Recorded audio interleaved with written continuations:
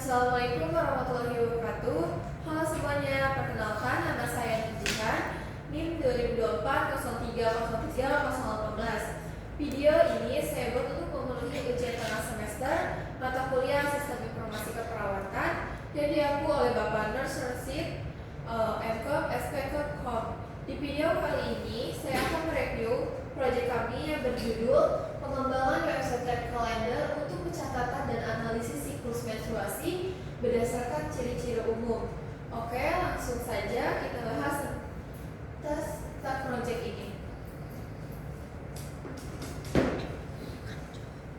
Baik, di bab 1 latar belakang, menstruasi adalah proses fisiologi yang dialami setiap perempuan pada usia reproduktif, biasanya di sejak masa remaja hingga menjelang menopause.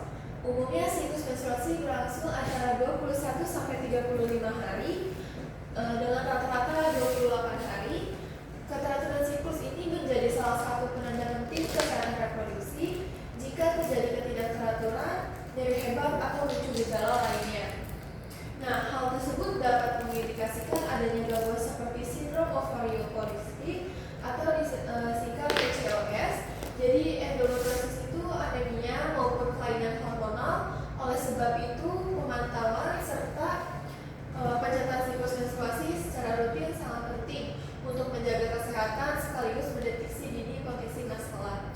Pada kenyataannya, masih banyak perempuan yang belum terbiasa mencatat siklus menstruasi. Kondisi ini dipengaruhi oleh beberapa faktor seperti kurangnya kesadaran, terbatasnya pengetahuan mengenai pentingnya pemantauan siklus, serta minimnya media pencatatan yang praktis dan inovatif. Sebagai perempuan masih menggunakan metode manual, misalnya dengan kalender atau buku catatan yang seringkali tidak konsisten dan sulit untuk ditinjau kembali. Akibatnya, mereka kerap mengalami kesulitan dalam mengenali pola menstruasi, kurang siap menghadapi periode berikutnya, bahkan terlambat menyadari adanya kelainan. Nah, kemajuan teknologi informasi di era digital ini menghadiri peluang besar untuk menjawab tentang tersebut. Jadi, website menjadi salah satu media yang efektif karena bisa diakses kapan saja dan di mana saja melalui berbagai perangkat tanpa memerlukan instalasi khusus. Nah, selain berfungsi sebagai senar pencatatan, website dapat dilengkapi dengan fitur prediksi siklus, pengingat reminder, hingga edukasi kesehatan yang bermanfaat bagi pengguna. Dengan dukungan teknologi ini, perempuan dapat lebih mudah memantau kesehatan reproduksi secara mandiri dan berkelanjutan.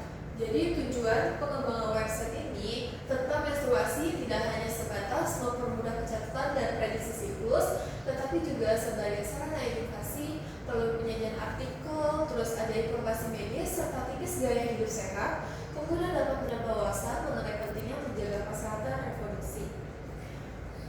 Nah, dengan demikian website ini diharapkan dapat menjadi solusi yang praktis, informatif, dan mudah diakses untuk mendukung perempuan dalam memantau kesehatan reproduksi.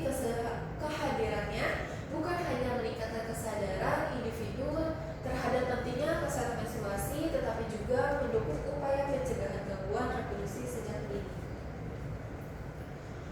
Jadi yang itu adalah rumusan masalah berdasarkan pendapat latar belakang yang aku jelasin. Maka rumusan masalah dalam penelitian ini dapat dirumuskan sebagai berikut. Yang pertama itu adalah bagaimana merancang serta mengembangkan website pemeriksaan menstruasi yang mampu membantu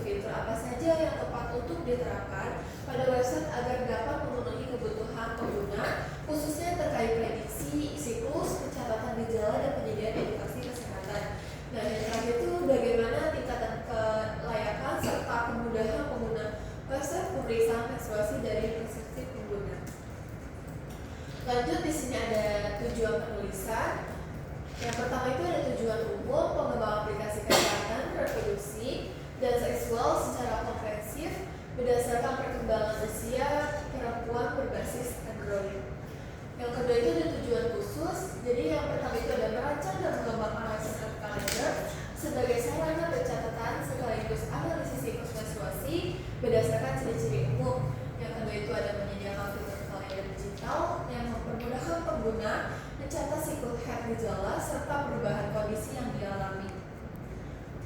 Selanjutnya ada terakhir itu ada membangun sistem analisis sederhana untuk memberikan gambaran mengenai pola menstruasi normal maupun indikasi gejala yang perlu diperhatikan. Yang yaitu ada menyajikan informasi kesehatan reproduksi yang valid dan mudah dipahami dengan acuan pada data medis serta literatur terpercaya. Menambah fitur interaktif berupa pengingat reminder dan rekomendasi tidak lanjut agar pengguna lebih terarah dalam menjaga kesehatan menstruasi.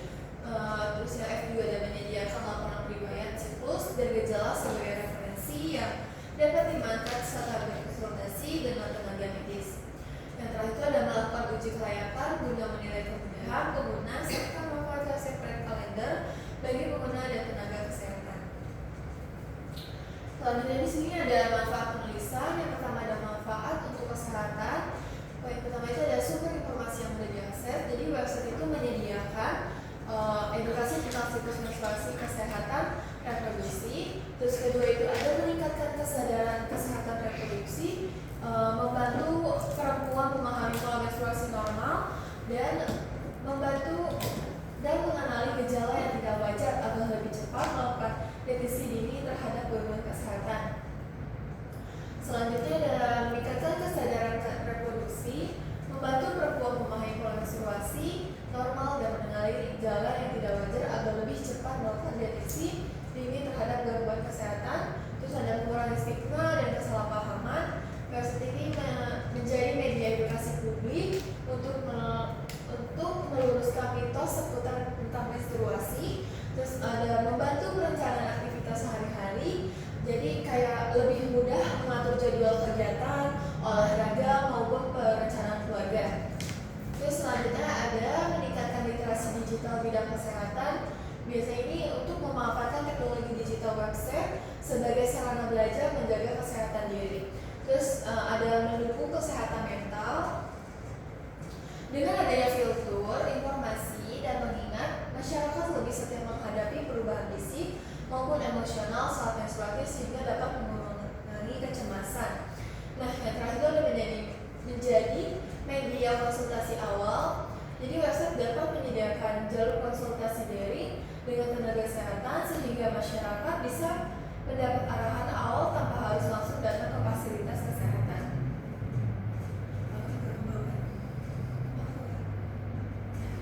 Yang kedua itu ada manfaat untuk tenaga kesehatan.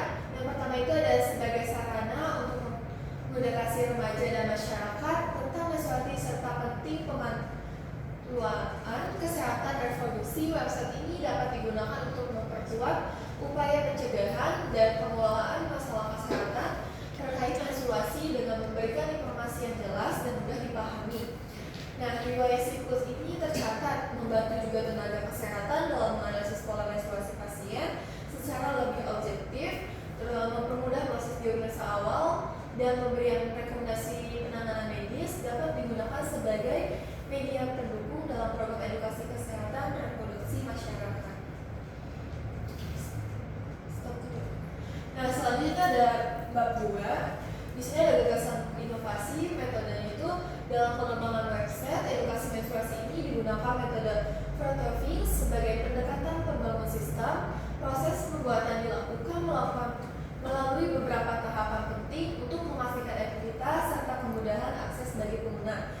Nah, tahap awal mencakup pengumpulan dan analisis data terkait siklus menstruasi, gejala yang umum dirasakan serta permasalahan kesehatan reproduksi yang sering muncul. Terus juga data diperoleh dari literatur dari sumber medis terpercaya sehingga informasi yang ditampilkan memiliki dasar ilmiah yang dapat dipertanggungjawabkan. Nah, di sini juga ada bentuk artikel World Health Organization WHO tahun 2023. Jadi edukasi ini mengenal menstruasi, pemahaman tentang perubahan fisik maupun emosional. Terus juga menjelaskan cara mengatasi gejala seperti nyeri head, serta pentingnya menjaga kebersihan selama periode menstruasi. Informasi ini diadaptasi menjadi materi interaktif berupa artikel, ilustrasi maupun formulir, serta yang dapat membantu pengguna memahami siklus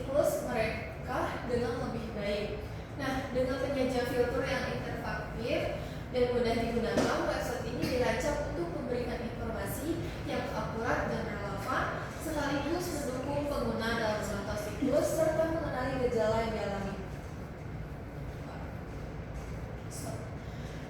Lalu di sini ada B, ada rancangan bangunan inovasi. Yang pertama itu ada proses rancangan bangunan. Jadi proses ini itu kayak kerja website kalender, dibuat sederhana mungkin untuk pengguna agar lebih memahami bagaimana cara pemakaiannya.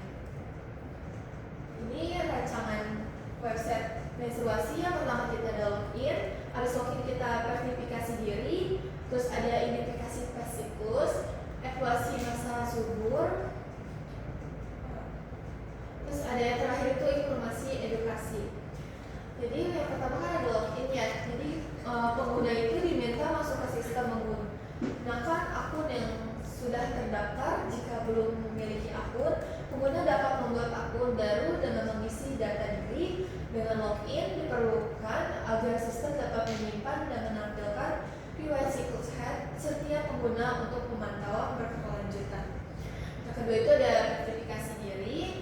Jadi setelah kita login itu diminta akses dari verifikasi diri. Data yang dimasuki mencakup nama lengkap, tanggal lahir dan tahun lahir untuk memperhitungkan usia reproduktif. Terus ada status menstruasi, sudah head belum atau menopause dini. Nah, data ini digunakan untuk menyesuaikan analisis sistem karena faktor usia berpengaruh terhadap keteraturan siklus, kesuburan, dan resiko gangguan head. Yang ketiga itu ada screening siklus head. Jadi pengguna diminta mengisi informasi mengenai siklus head seperti tanggal head, pertama head terakhir atau disingkatnya HPHT, dan rata-rata panjang siklus. Hasil screening dikelompokkan menjadi yang pertama itu ada siklus teratur, panjang siklus 24 sampai 35 hari, stabil dan setiap bulan, menunjukkan keseimbangan hormonal yang relatif dan normal.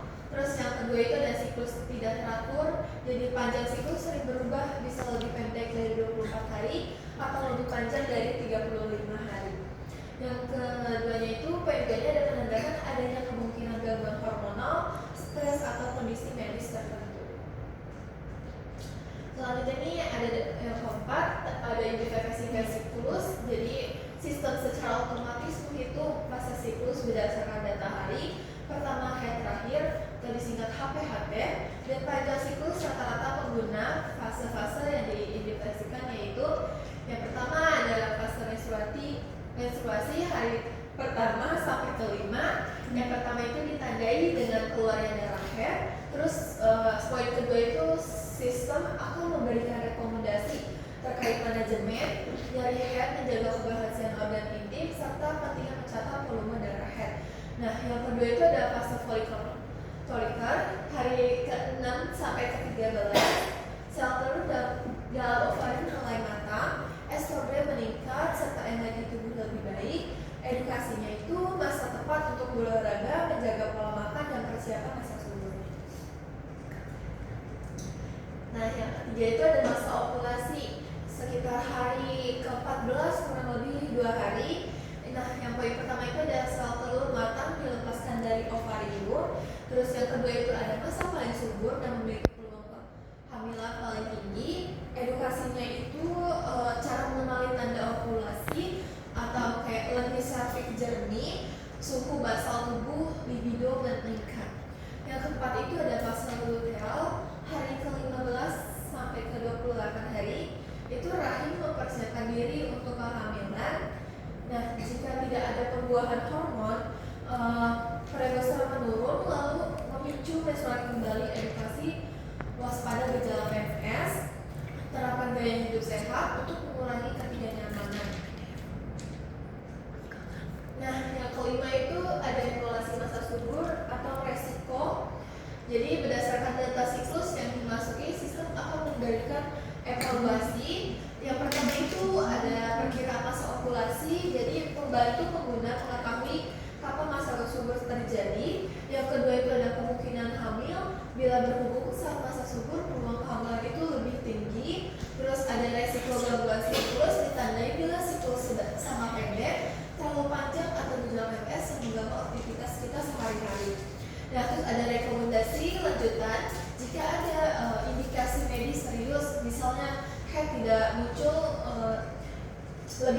3 bulan dari hebat, pengguna diajarkan berkonsultasi ke tenaga kesehatan. Keenam itu ada informasi edukasi. Selain hasil evaluasi, sistem memberikan edukasi tambahan untuk meningkatkan pemahaman pengguna.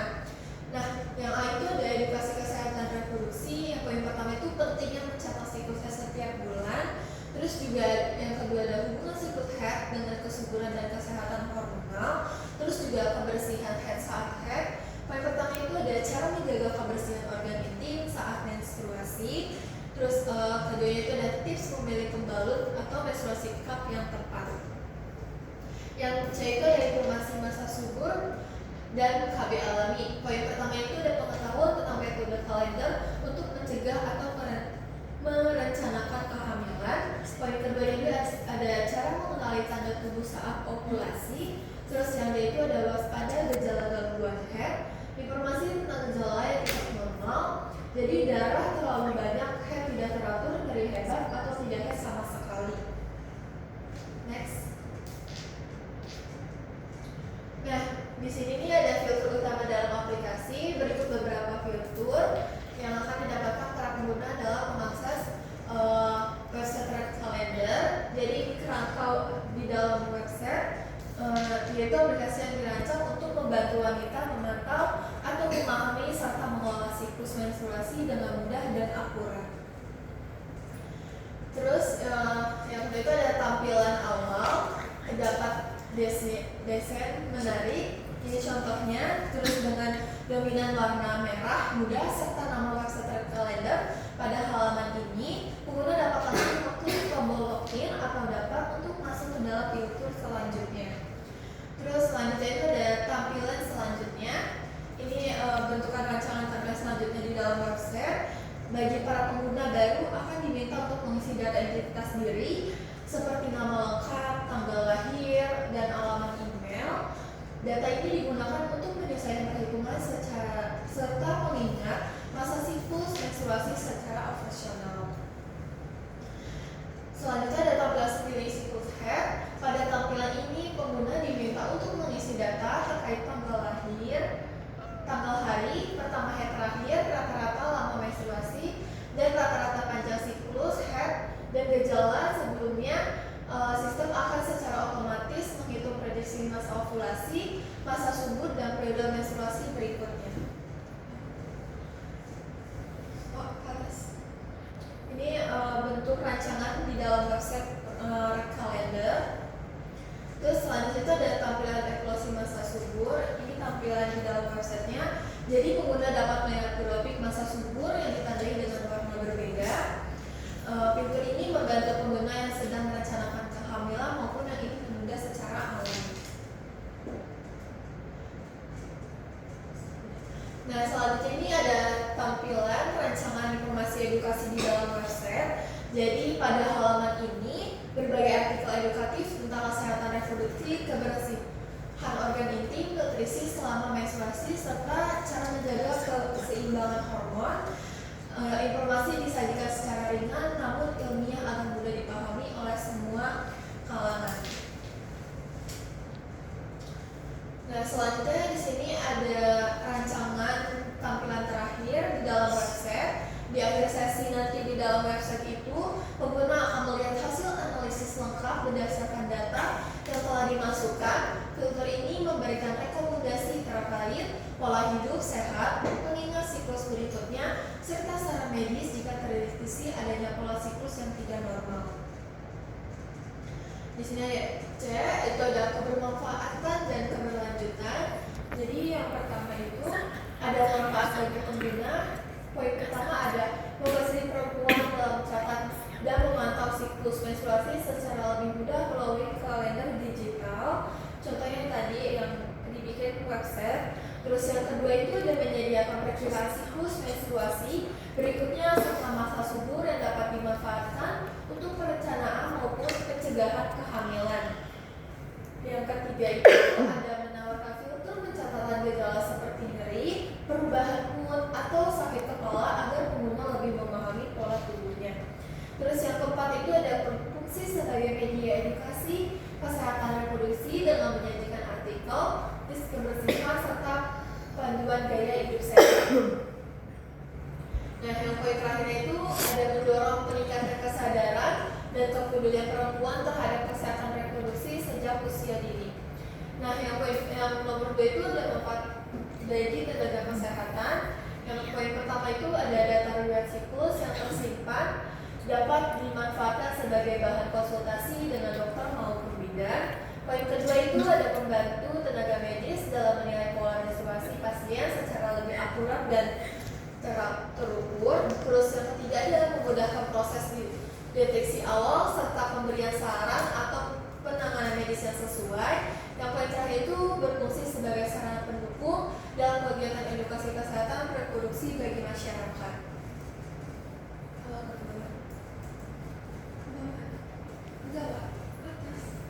Nah, stop.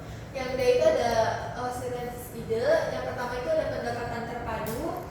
Website terpadu itu dikembangkan dengan mengintegrasikan edukasi kesehatan reproduksi. Nah, konsep ini terinspirasi dari berbagai hasil penelitian di Indonesia. Terus bahwa aplikasi maupun media edukasi berperan dalam meningkatkan pengetahuan remaja putri terkait menstruasi. Yang kedua itu ada konten yang sering terabaikan. Jadi website ini juga menyediakan modul khusus mengenai topik yang kerap kurang diperhatikan seperti perbedaan antara head atau head normal dan kondisi yang membutuhkan penanganan medis, cara mengelola dysmenorrhea, menjaga kebersihan area digital, serta aspek fisiologis menstruasi yang dapat memicu kecemasan, khususnya pada remaja yang baru mengalami menarche. Terus ada penyajian informasi secara sederhana. Informasi kesehatan yang bersifat kompleks disampaikan dalam bentuk yang ringkas dan mudah dijangkau oleh masyarakat luas. Jadi website Red Calendar ini dirancang untuk menyampaikan materi medis menggunakan bahasa yang jelas dan mudah dimengerti. Yang itu ada aktivitas pelaksanaan inovasi. Yang pertama itu ada aktivitas dalam mendorong konsultasi medis. Jadi melalui aplikasi pengetahuan remaja dapat meningkat sehingga mereka lebih peka dalam mengenali tanda-tanda menstruasi yang tidak normal seperti pendarahan berlebihan atau nyeri head yang parah. Terus peringatan halaman ini mendorong kesadaran untuk mencatat informasi tambahan ataupun melakukan konsultasi dengan tenaga medis apabila mengalami keluhan yang tidak sesuai dengan kondisi normal yang telah diketahui. Terus ada kemudahan pengguna. Jadi aplikasi yang digunakan sebagai media edukasi terbukti mudah diakses dan dipahami oleh remaja putri. Bab 3 itu kesimpulan dari website kalender. Jadi website Red Calendar yang menyediakan pencatatan serta analisis siklus menstruasi berdasarkan ciri-ciri umum berpotensi menjadi sarana efektif bagi perempuan untuk memantau kesehatan reproduksi secara mandiri. Nah, dengan fitur interaktif yang mudah digunakan serta informasi yang disusun dari sumber medis dan literatur terpercaya. Nah, jadi hasil analisis yang disertai rekomendasi tindak lanjut juga memberikan arahan jelas mengenai kapan perlu berkonsultasi dengan tenaga kesehatan sehingga dapat meningkatkan kesadaran akan pentingnya deteksi dini gangguan menstruasi.